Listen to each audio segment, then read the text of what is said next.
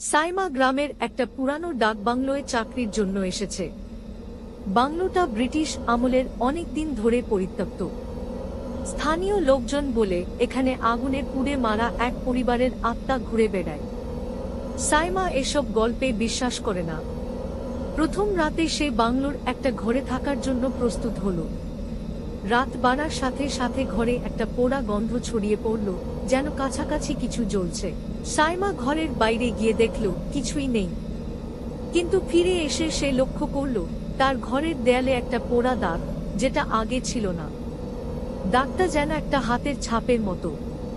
হঠাৎ ঘরের আলো কাঁপতে শুরু করল, আর একটা ফিসফিস শোনা গেল, তুই এখানে কেন? সাইমা ভয়ে জমে গেল। সে দরজার দিকে দৌড়াল, কিন্তু দরজা খুলছে না। পিছনে ফিরে দেখল ঘরের কোণে একটা ছায়া দাঁড়িয়ে, মুখ পোড়া, চোখ দুটো শুধু কালো গর্ত। ছায়াটা ধীরে ধীরে এগিয়ে আসছে, আর পোড়া গন্ধটা আরো তীব্র হচ্ছে।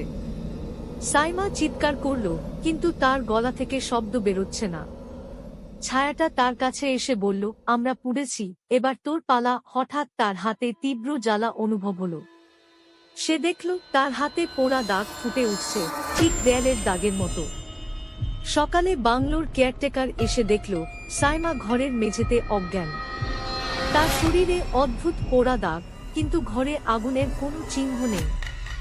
দেয়ালের দাগটা আরো বড় হয়েছে, আর সেখানে এখন একটা নতুন হাতের ছাপ। গ্রামের লোকজন বলে, যারা এই বাংলোয় রাত কাটায়, তাদের পোড়া আত্মারা ছুঁয়ে যায়।